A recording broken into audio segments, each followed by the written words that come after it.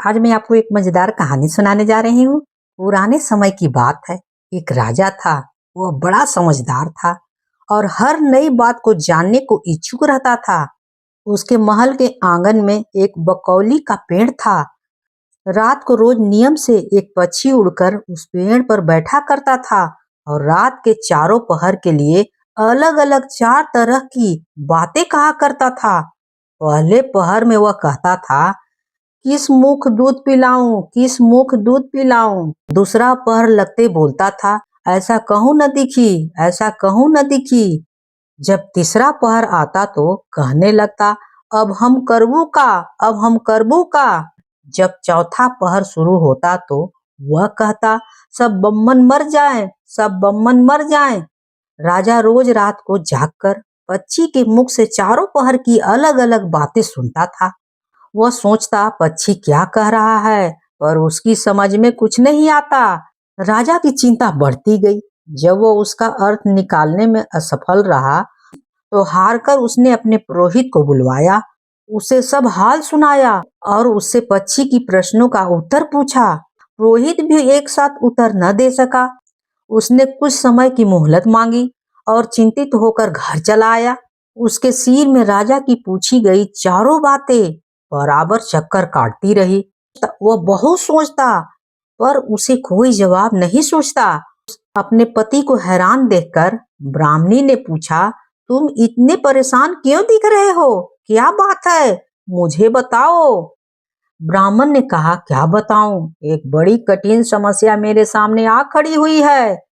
राजा के महल का जो आंगन है वहां रोज रात को एक पक्षी आता है और चारों पहरों में अलग अलग के 4 बातें कहता है। राजा पक्षी की उन बातों का मतलब नहीं समझ पाया तो उसने मुझसे उसका मतलब पूछा, पर पक्षी की पहेलियां मेरी समझ में भी नहीं आ रही है। राजा को जाकर क्या जवाब दूं, बस इसी समस्या में फंसा हूँ। ब्राह्मणी बोली, पक्षी क्या कहता है, जरा मुझे भी सुनाओ। ब्राह्मण ने चारों पहर की बातें कहकर सुनाई। सुनकर ब्राह्मणी बोली, वाह, यह कौन कठिन बात है, इसका उत्तर तो मैं दे सकती हूँ। चिंता मत करो, जाओ राजा से जाकर कह दो कि पक्षी की बातें का मतलब मैं बताऊंगी।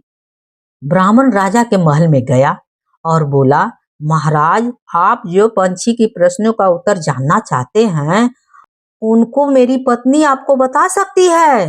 पुरोहित की बात सुनकर राजा ने उसकी स्त्री को बुलाने के लिए पालकी भेजी। ब्राह्मणी आ गई। राजा रानी ने उसे आदर से बिठाया। रात हुई तो पहले पहर में पक्षी बोला, किस मुख से दूध पिलाऊं, किस मुख से दूध पिलाऊं।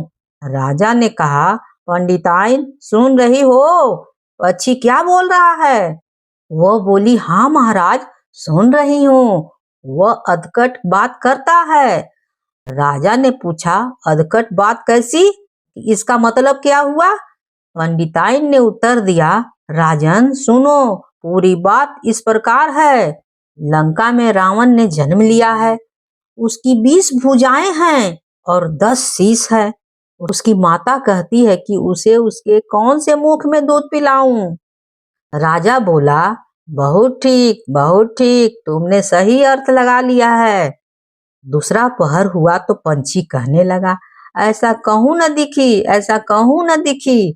राजा बोला, पंडिताइन इसका अर्थ क्या है, बताओ। पंडिताइन ने समझाया, महाराज सुनो, पक्षी बोलता है, घर जम नवदीप, बिना चिंता को आदमी, ऐसे कहूं न दीख, ऐसे कहूं न दीख। चारों दिशा सारी पृथ्वी 9 खंड सभी छान मारो, पर बिना चिंता के आदमी नहीं मिलेगा। मनुष्य को कोई न कोई चिंता हर समय लगी रहती है। कहिए महाराज, सच है या नहीं। तुम ठीक कहती हो, इसका अर्थ सही है। तीसरा पहर लगा तो पक्षी ने रोज की तरह अपनी बात को दोहराया, अब हम करबे का, अब हम करबे का। ब्राह्मणी राजा से बोली, महाराज इसका मन भी मैं बता देती हूँ, सुनिए। 5 वर्ष की कन्या साठे दई ब्याह, बैठी करम बिसूरती, अब हम करबो का, अब हम करबो का। इसका अर्थ है 5 वर्ष की कन्या को 60 वर्ष के बूढ़े के गले बांध दे। बेचारी अपना कर्म पीट कर यही कहेगी, अब हम करबे क्या, अब हम करबे क्या। सही है न महाराज। राजा बोला, पंडिताइन तुम्हारी यह बात भी सही लगी। चौथा पहर हुआ तो पंछी ने चोंच खोली, सब बम्मन मर जाएं, सब बम्मन मर जाएं। तभी राजा ने ब्राह्मणी से कहा, सुनो पंडिताइन, पक्षी जो कुछ कह रहा है क्या उचित है?